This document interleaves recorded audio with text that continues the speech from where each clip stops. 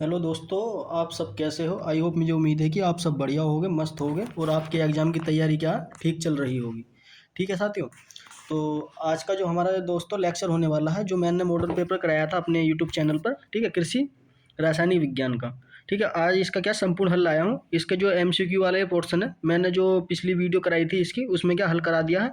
अगर आपने नहीं देखी तो एक बार उस वीडियो को जाकर देख सकते हैं। इसके जो एमसीक्यू आते हैं 5 नंबर वाले वो। ठीक है, तो इसके जो नीचे के क्वेश्चन है उनके बारे में क्या मैं हल कराने वाला हूँ। ये जो क्वेश्चन है निश्चित उत्तरीय प्रश्न, ठीक है, क्योंकि इनमें से क्या आपको आपके पासिंग मार्क लाख क्या है मिल जाएगा। अगर आप अच्छे नंबर लाना चाहते हो तो आप हमारी इस वीडियो को शुरू से लेकर आखिर तक देखें। ठीक है, क्योंकि मॉडल पेपर में से क्या है आपको 6-7 क्वेश्चन क्या है मिलते हैं 100%। ठीक, 100% मिलेगा। ठीक, कितने 100% क्या मिलना ही मिलना है आपके एग्जाम में, जब आप यूपी बोर्ड का एग्जाम देने जाओगे, कृषि के स्टूडेंट हो तो। ठीक है, इस क्या है मॉडल पेपर से आपको मिलने वाले हैं। ठीक, तो इसलिए इस वीडियो को शुरू से लेकर आखिर तक देखें। जितने भी ये हैं अति लघु उत्तरीय प्रश्न, लघु उत्तरीय प्रश्न और विस्तृत उत्तरीय प्रश्न, ठीक है, इन्हें क्या मैं सब कराने वाला हूँ। ओके, क्या इन्हें कराने वाला हूँ, तो आप इस वीडियो को शुरू से लेकर आखिर तक देखें। ठीक है, अगर आप हमारे चैनल पर पहली बार विजिट कर रहे हैं तो आप हमारे चैनल को सब्सक्राइब करें और अपने दोस्तों तक ज़्यादा से ज़्यादा शेयर करें। ठीक, जल्दी से जल्दी मेरे 750 क्या सब्सक्राइबर करवाओ, क्योंकि आप सपोर्ट बनाए रखोगे तो इसी प्रकार क्या मैं आपके लिए मेहनत करता हूँ और करता रहूँगा। अगर आपको नोट्स चाहिए तो 95 28 63 90 99 पर क्या मैं मैसेज करें और इसका जो सोल्यूशन है पूरे पेपर का आप प्राप्त कर सकते हैं। ओके, तो चलते हैं, गैर टाइम वेस्ट करें, आगे इसका सोल्यूशन करते हैं हम। ठीक है, इसका क्या सोल्यूशन करते हैं। ये रहा क्या इसका सॉल्यूशन। ठीक है, ये क्या है इसका सॉल्यूशन है मॉडल पेपर 2025 पर, जो यूपी बोर्ड के द्वारा क्या वेबसाइट पर पढ़ा था। ठीक है, उसका क्या सॉल्यूशन है। इसके जो एमसीक्यू है मैंने करा चुका हूँ अपने जो पहली वीडियो कृषि रासायनिक विज्ञान के बारे में, उसके ये मॉडल पेपर था, उस समय क्या इसके एमसीक्यू करा चुका हूँ। आप बिल्कुल अपने एग्जाम में भी क्या इसी तरीके से लिखना है आपको। ठीक है, बहुविकल्पीय प्रश्न इस तरह के बीच में डालकर उसके क्या क्वेश्चन लिखना है, क्वेश्चन नंबर क्या है, फिर उसका क्या आंसर लिख देना। ओके, अब बात करते हैं हम इसके निश्चित उत्तरीय प्रश्न, किसकी जो वेरी शॉर्ट आंसर होते हैं उनकी बात करते हैं। इंग्लिश की बात बोलते हैं वेरी शॉर्ट आंसर। ठीक है, तो वो कौन सा सबसे पहला क्वेश्चन क्या है, रासायनिक संयोग के गुणित अनुपात के अनु अनुपात नियम को एक उदाहरण देकर क्या समझाना है। हमारे गुणित अनुपात का नियम था, एक साइंटिस्ट थे उन्होंने क्या नियम दिया था उसके बारे में क्या समझाना है। ठीक है, ये नियम जो है इसमें क्या गुणित अनुपात का नियम पूछ रखा है। आप इसका अगर एक नियम और होगा तो उससे क्या देख लेना है। ये दो जो नियम है इसके आपको क्या पढ़ के जाने अच्छी तरह से। ठीक है, इसके गुणित अनुपात के वैसे 4-5 नियम है, तो इसमें क्या है जो ज़्यादातर इंपॉर्टेंट है, मेजर है वैसे ये गुणित अनुपात है, क्योंकि ज़्यादातर एग्जाम में क्या यही पूछा जाता है। ठीक है, इसके बाद भी जो इसके 4 नियम है वो आप अच्छी तरह से पढ़ के जाएँ। ठीक है, जो चारों नियम क्या 100% आपको एक क्या मिलेगा जरूर। ठीक, ये क्या कहता है गुणित अनुपात का जो नियम है उसके बारे में देख लेते हैं। जब दो तत्व संयोग करके दो या दो से अधिक क्या यौगिक बनाते हैं, तो उनमें से एक तत्व में तत्व के भिन्न भिन्न भार जो दूसरे तत्व के स्थिर भाग से क्या संयोग करते हैं, तो परस्पर सरल गुणित अनुपात होता है। ठीक है, यानी कि ऐसे दो संयुक्त तत्व जो क्या आपस में मिलकर क्या यौगिक बनाते हैं, क्या बनाते हैं यौगिक बनाते हैं, और उनमें से एक तत्व का क्या भिन्न होगा, यानी कि उनका एक तत्व का क्या भिन्न भिन्न क्या भार होगा जो दूसरे तत्व के स्थिर भाग से क्या संयोग करेगा। ठीक, उसे क्या कहते हैं गुणित अनुपात का नियम कहते हैं। अब इसके एग्जाम्पल से क्या आप समझ सकते हैं। ठीक, एग्जाम्पल जो है इसका जो उदाहरण है उससे क्या समझ सकते हैं। कार्बन ऑक्सीजन के साथ संयोग करके दो मुख्य ऑक्साइड क्या बनाता है, यानी कि CO। ठीक है, कार्बन कितने होते हैं इसमें 12, ऑक्सीजन का कितना होता है 16। ठीक, इस तरीके से आप क्या समझ सकते हैं CO2। इसके क्या ये दो उदाहरण है, इस तरीके से आप लिखेंगे तो आपको नंबर पूरे मिलेंगे। ठीक है, वैसे एक नंबर का है तो आप क्या CO और CO2 करके क्या डाल सकते हैं इसके उदाहरण में। ठीक, आगे चलते हैं। क्वेश्चन नंबर 3 कह रहा है इसे मॉडल पेपर का, अम्ल के तुल्यांकी भार से क्या तात्पर्य है, यानी कि अम्ल का तुल्यांकी भार है वो उसका क्या तात्पर्य है। सल्फ्यूरिक अम्ल का तुल्यांकी भार क्या गणना करना है, यानी कि अम्ल का तुल्यांकी भार हम किसे कहते हैं उसकी परिभाषा लिखनी है। और जो हमारा सल्फ्यूरिक है उसका क्या आपको H2SO4 की क्या जो तुल्यांकी भार है उसका क्या निकालना है, यानी कि गणना करना हम किस तरीके से निकालते हैं उसके बारे में क्या इस वीडियो में बताने वाला हूँ। ठीक है, तो किसी पदार्थ का वह तुल्यांकी भार वह होता है, किसी पदार्थ का तुल्यांकी भार उस पदार्थ के तत्व के भार के वह संख्या है जो हाइड्रोजन के 1 भाग के बराबर होगी और ऑक्सीजन के 8 भार के बराबर होगी, तथा क्लोरीन के क्या है 35.5 के भार के साथ योग करके क्या है यौगिकों में इनके भागों में क्या विस्थापित कर सकती है। उसे क्या कहते हैं अम्लीय तुल्यांकी भार कहते हैं। ठीक है, अम्लीय तुल्यांकी भार का सूत्र क्या होता है ये इंपॉर्टेंट है। अगर आपको डेफिनेशन नहीं आती, अगर एक बार को आप सूत्र भी लिख के आते हैं तो आपको ना क्या नंबर 100% मिलेगा। ठीक है, अम्ल का अणुभार, ठीक है, जो हमारे अम्ल है उनका अणुभार और अम्ल का जो भास्मिकता है उसका भार। ठीक, ये क्या हमारे इसका अम्लीय तुल्यांकी भार का निकालने का फार्मूला है। ठीक, तो हम इसमें निकालने वाले हैं तुल्यांकी भार सल्फ्यूरिक अम्ल का, या आप उदाहरण से क्या समझ सकते हैं। ठीक। ठीक, सल्फ्यूरिक अम्ल का ये फॉर्मूला होता है H2SO4 होता है। क्या होता है? H2SO4 होता है। इसका जो अणुभार क्या है आप देख सकते हैं। इसमें सबसे पहले हमें क्या देखना है, जो अम्ल का तुल्यांकी भार निकालना तो अणुभार निकालना होगा। तो सबसे पहले हम क्या अणुभार निकालते हैं, क्या निकालते हैं इसे अम्ल का जो अणुभार है उसे क्या निकालते हैं। ठीक है, तो अणुभार जो निकालते हैं कैसे, परमाणु भार इंटू तत्वों का परमाणुओं की संख्या। ठीक है, यानी कि जो हमारे अणुभार है उनकी और जो तत्व का परमाणु संख्या उन्हें क्या योग कर देते हैं उनका। ठीक, आप इसका इस तरीके से समझ सकते हैं। जैसे हमारा क्या हाइड्रोजन है, क्या है हाइड्रोजन है। हाइड्रोजन का परमाणु भार कितना होता है हमारा? 1 होता है। कितना होता है? 1 होता है। ठीक है, तो इसमें कितने हाइड्रोजन है? 2 हैं। तो इसके क्या गुणा करके हमने क्या 2 इंटू 1 कर दिया। ठीक, प्लस फिर क्या हमने योग का करता है, योग जैसे मैंने आपको बताया योग कर दिया। फिर उसके बाद क्या है तत्वों के परमाणुओं की संख्या, यानी कि तत्व जो है हमारे परमाणु संख्या कितनी, हाइड्रोजन इसमें कितने 2 हैं। तो हमने क्या 2 से गुणा कर दिया और बाहर कितना हमारा हाइड्रोजन का 1 होता है। ठीक है, और हमारे क्या सल्फर का कितना होता है 16। ठीक है, और उसका कितना होता है 32। कितना हो गया हमारा 32। ठीक है, इसमें सल्फर हमारी कितनी है 1 है। तो हमने क्या 1 से क्या गुणा कर दी। ठीक, बात करते हैं 16 का। 16 का जो परमाणु भार होता है कितना होता है, ऑक्सीजन का कितना होता है 16 होता है। ठीक है, ऑक्सीजन का जो परमाणु भार होगा वो 16 होगा। तो है क्या हमने 16 लिख दिया इस तरीके से। ठीक है, ये क्या हमने 16 लिख दिया। फिर ऑक्सीजन कितने इसमें हमारे 4 है, तो हमने क्या है 4 लिख दिया। इनकी क्या सबकी आपस में गुणा कर ली। जैसे 2 की 2 में गुणा करेंगे तो हमारा 2 मिलेगा, 32 की 1 से गुणा करेंगे 32 मिलेगा, और 16 से 4 की गुणा करेंगे कितना मिलेगा हमें 64 मिलेगा। तो इसका जो अणुभार आएगा ये सब जुड़ के कितना आएगा हमारा 58 आएगा। कितना आएगा 58 आएगा। ओके, अब कह रहा है कि H2SO4 का तुल्यांकी भार क्या होगा, यानी कि H2S का जो तुल्यांकी भार क्या होगा। तो जैसे हमने क्या अणुभार क्या हमें पता लग गई है अब। ठीक है, तो अणुभार तुल्यांकी भार क्या होता है, अणुभार बराबर आणविक भार। ठीक है, आणविक भार जो होता है ये इसके क्या बराबर होता है। ठीक, आणविक संख्या क्या होती है, जो सबसे ज़्यादा क्या हाइड्रोजन पाए जाते हैं। जैसे तुल्यांकी भार में मैंने किस किस की बात करी थी इसमें, हाइड्रोजन, क्लोरीन और ऑक्सीजन की। ठीक है, उसके क्या जो सबसे ज़्यादा भाग पाया जाएगा उसे क्या हम आणविक भार कहते हैं। ठीक, इसके अंदर क्या हमारा हाइड्रोजन है। क्या हमारा हाइड्रोजन कितने इसके अंदर 2 हैं। तो ठीक है, ये क्या हमारा आणविक भार हो जाएगा। ठीक है, तो इसका क्या हो जाएगा, ये हमारा अणुभार अपॉन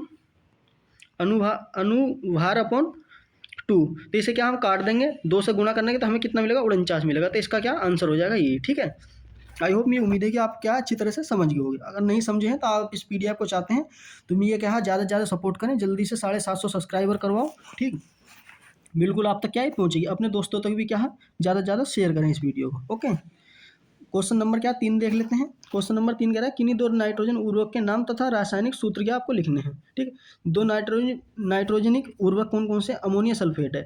इसका क्या सूत्र होता है NH4 का होल ट्वाइस SO4। ठीक है, ये क्या इसका रासायनिक सूत्र है, ये इसका क्या है नाम है।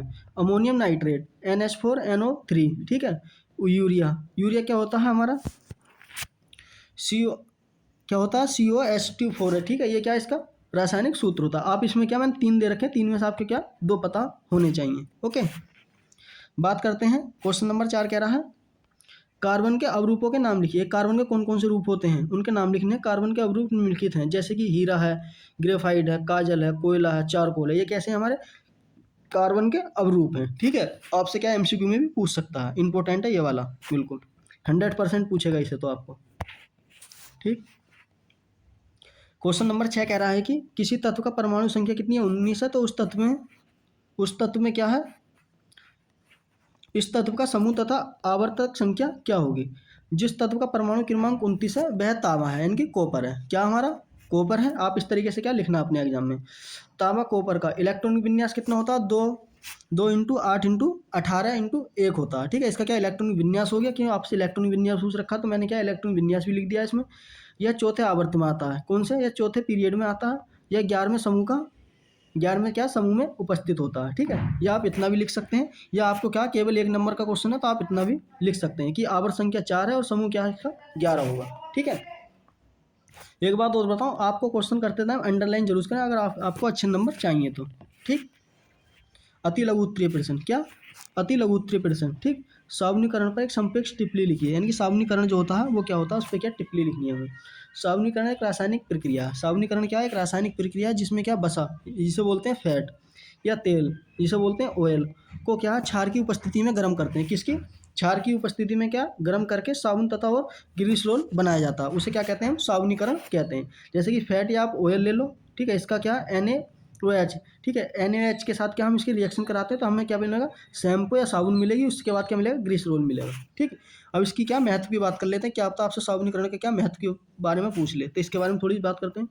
यह साबुन बनाने की प्रमुख क्रिया है, यानी कि जो हमारी साबुनीकरण है, साबुन बनाने की प्रमुख क्रिया है।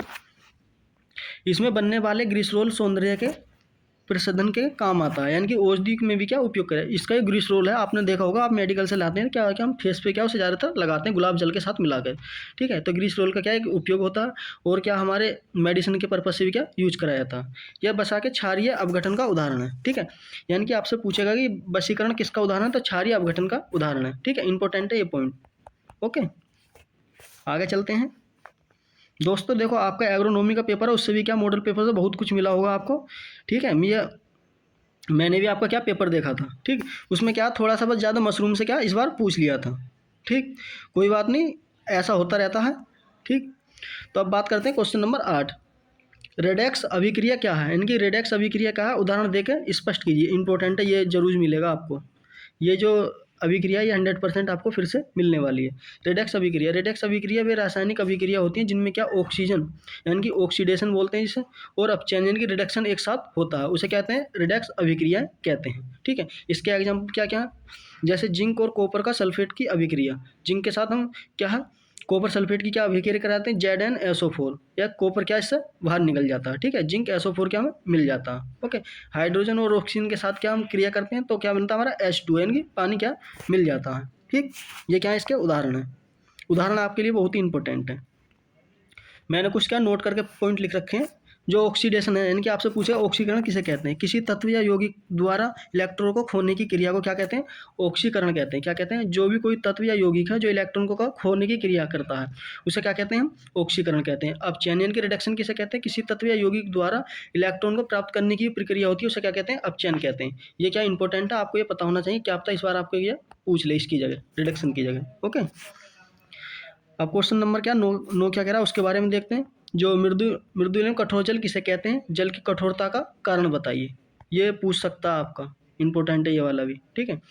मृदुल जल यानी कि सॉफ्ट वाटर, जिस जल में क्या घुलित लवणों की मात्रा कम होती है और जो साबुन के साथ आसानी से क्या झाग बनाते हैं उसे क्या कहते हैं, मृदुल जल कहते हैं। यानी कि ऐसा जल जिसमें क्या लवण मात्रा क्या कम होगी और साबुन के साथ क्या घुलेगा तो झाग बनाएगा, उसे क्या कहते हैं, मृदुल जल कहते हैं, यानी कि सॉफ्ट वाटर कहते हैं।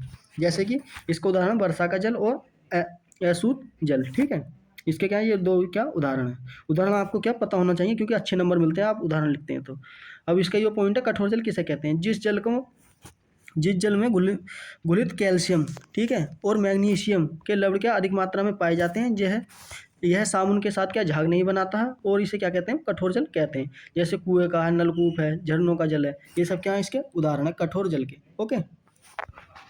बात करते हैं जल की कठोरता के कारण क्या क्या हो सकते हैं, यानी कि जो जल है हमारा वो किस किस कारण हो सकता है, यानी कि अस्थायी कठोरता और स्थायी कठोरता दो प्रकार की के कारण हो सकता है। कारण इसका बाइकार्बोनेट, क्या बाइकार्बोनेट लवण, ठीक है। यानी कि बाइकार्बोनेट का क्या कैल्शियम CaHT बाइकार्बोनेट का ये फार्मूला हमारा, ठीक है। और ये क्या मैग्नीशियम बाइकार्बोनेट, ठीक, इसका क्या ये फार्मूला, ओके। इसे उबाल कर का दूर किया जा सकता है, यानी कि ये कठोर जल है, हम उबालेंगे तो उसे क्या उबाल के क्या दूर कर सकते हैं, ठीक है। स्थानीय कठोरता क्या होती है, इसका कारण होता है सल्फेट और क्लोराइड, ठीक है। सल्फेट और क्लोराइड होता है इसका, कैल्शियम मैग्नीशियम क्लोराइड आदि क्या इसके लवण के कारण होते हैं स्थायी कठोरता के। इसे क्या रासायनिक अभिक्रिया के करके क्या हम हटा सकते हैं, यानी कि निवारण कर सकते हैं, ओके।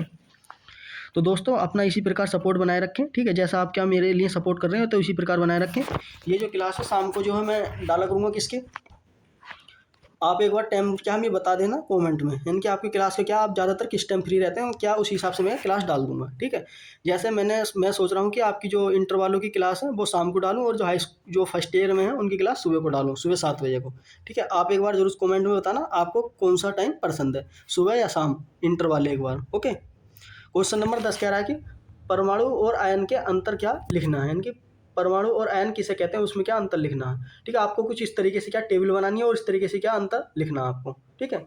परमाणु और आयन में क्या अंतर होता है, वह कण जो किसी तत्व का सबसे छोटा इकाई होती है और जिसमें समान संख्या प्रोटीन और इलेक्ट्रॉन होती हैं उसे क्या कहते हैं, परमाणु कहते हैं। सबसे पहले आपको क्या डेफिनेशन ही लिखनी है, ठीक। आयन किसे कहते हैं, वह कण जो किसी परमाणु द्वारा इलेक्ट्रॉन खोने का या प्राप्त करने से क्या बनता है उसे क्या कहते हैं, एन कहते हैं। ठीक, अगला पॉइंट है, अगला पॉइंट देखते हैं। आवेश कैसा चार्ज होता है, उसमें उदासीन होता है, यानी कि परमाणु पे जो आवेश चार्ज होगा उदासीन होगा। आपसे एमसीक्यू में पूछ सकता है कि हम हमारे जो क्या है परमाणु है उसमें किस तरीके का चार्ज पाया जाता है, तो कैसा पाया जाता है, उदासीन पाया जाता है। इसमें कैसा पाया जाता है, धनात्मक और ऋणात्मक क्या आवेश दोनों पाए जाते हैं। ठीक, इसका एग्जाम्पल क्या होगा, हाइड्रोजन, ऑक्सीजन और सोडियम, इसके क्या एग्जाम्पल हो जाएंगे। इसमें क्या सोडियम और क्लोरीन, ये क्या इसके दोनों प्रकार के एग्जाम्पल हो जाएंगे। ठीक, अब क्या रहा अगला पॉइंट चौथा, आमतौर पर क्या स्वतंत्र रूप से क्या मौजूद होता है, यानी कि जो हमारे परमाणु होते हैं आमतौर पर क्या स्वतंत्र तरीके से मौजूद होते हैं। और जो इसका जो चौथा पॉइंट है, एन में इलेक्ट्रॉन की संख्या क्या प्रोटीन से अधिक कम होती है, यानी कि उसमें क्या प्रोटॉन जो होते हैं उनसे क्या कम होती है एन इलेक्ट्रॉन की संख्या।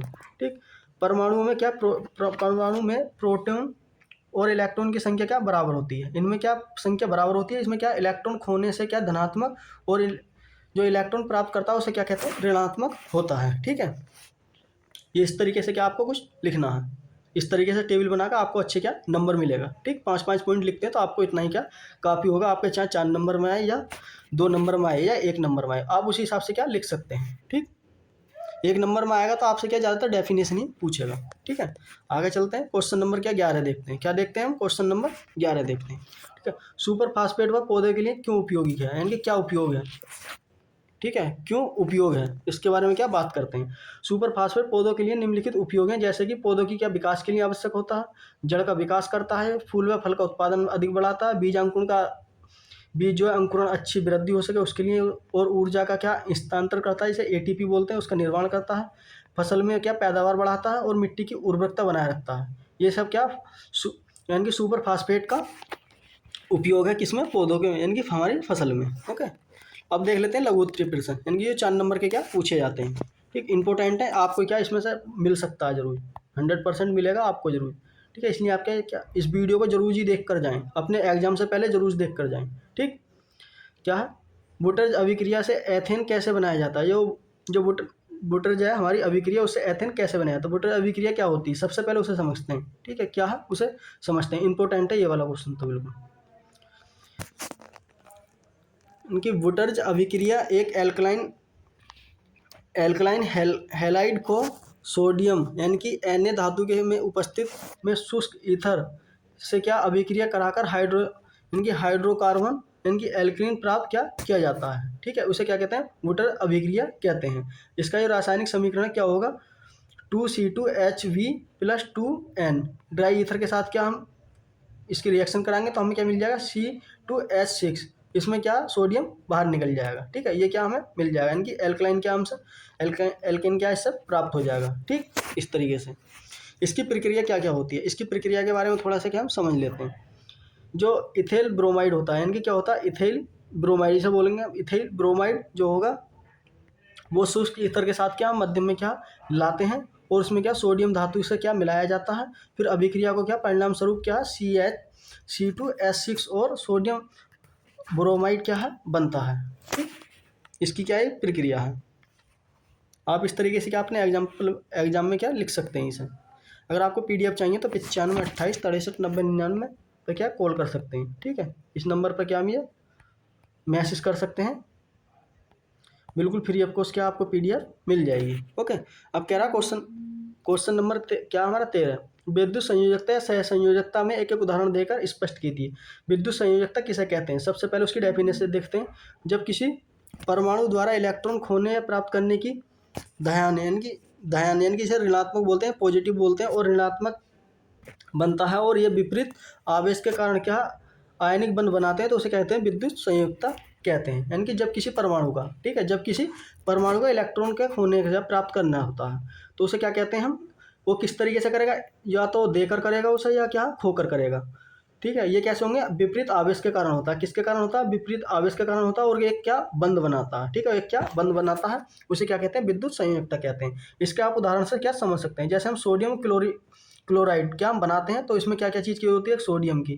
ठीक है, जिसके ऊपर क्या है सोडियम के प्लस चार्ज होता है, क्लोरीन के ऊपर किससे होता है माइनस का, तो इससे क्या बन गया हमारा NaCl। ठीक है, इससे क्या नमक, जिसे बोलते हैं हम नमक, इससे क्या बन जाएगा, ये आपस में क्या जॉइंड होंगे, यानी कि प्लस माइनस का जब जॉइंड होगा तो वो NaCl क्या बना देगा। ये क्या विद्युत संयोजकता है। ओके, इसके कुछ पॉइंट है, उन्हें थोड़ा क्या हम समझ लेते हैं, कौन कौन से पॉइंट है उनके बारे में थोड़ी चर्चा कर लेते हैं। सोडियम Na, ठीक है, देखो मैंने जो पॉइंट है ये, ठीक है, आपको क्या है इनके उदाहरण देना और डेफिनेशन लिखनी है, और कुछ नहीं करना। इनके कुछ पॉइंट है मैंने आपको क्या बताने के लिए हैं, जो क्या पता आपको एमसीक्यू में पूछ ले, इसलिए क्या ये पॉइंट क्या मैंने लिख रखे हैं। ठीक है, सोडियम एक इलेक्ट्रॉन क्या खोकर Na का आयन बनाता है, यानी कि जो हमारा सोडियम है एक इलेक्ट्रॉन का खोकर N+ का आयन बनाता है। क्लोरीन क्या एक इलेक्ट्रॉन का क्या आदान प्रदान क्या करता है। ठीक है, दोनों विपरीत आवेश आयन इलेक्ट्रॉन का बल क्या जुड़कर NaCl का संयोग करता है, यानी कि यही सब चीज़ क्या इसमें मैंने नीचे लिखी है, कैसे कैसे क्या बनता है। ठीक है, इसमें क्या जो हमारा सोडियम वो एक आयन देता है, क्लोरीन जो एक आयन क्या ग्रहण करता है, यानी कि अपने पास प्राप्त करता है। ठीक है, इन दोनों के विपरीत आवेश होगा तो इलेक्ट्रॉन क्या बनेगा, तो उससे NaCl हमारा क्या बन जाएगा। ठीक, ये क्या इसमें क्या बताया आपको, खाली क्या इतना लिखना है यहाँ तक, ये क्या ऊपर का जो लिखना वो लिखना। अब इसकी जो दूसरी डेफिनेशन है पूछा है, सहसंयोजकता किसे कहते हैं। ठीक है, सहसंयोजकता किसे कहते हैं उसके बारे में थोड़ी सी बात कर लेते हैं।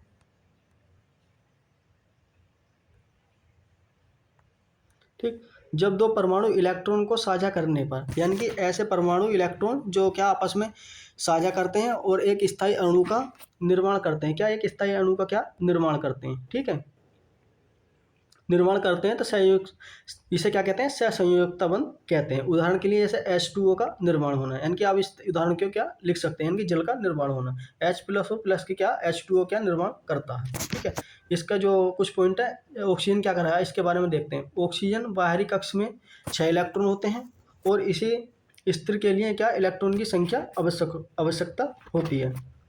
हाइड्रोजन के बाहरी कक्ष में 1 इलेक्ट्रॉन होता है, इससे स्थिर के लिए 1 इलेक्ट्रॉन और चाहिए, यानी कि आपने इलेक्ट्रॉन वाला क्या वो पढ़ा होगा। ठीक है, इस तरीके से, यानी कि अगर 1 होगा, 1 पर क्या स्थिर नहीं रहेगा तो वो क्या करेगा 1 इलेक्ट्रॉन और ग्रहण कर लेगा। ठीक है, ऑक्सीजन में 2 हाइड्रोजन परमाणुओं के साथ अपना इलेक्ट्रॉन साझा करता है और सहसंयोजकता क्या बंध बनाता है, जिसे कि हम H2O जल बन जाता है। ठीक है, यही क्या पॉइंट मैंने इसमें क्या नीचे लिख रखे हैं।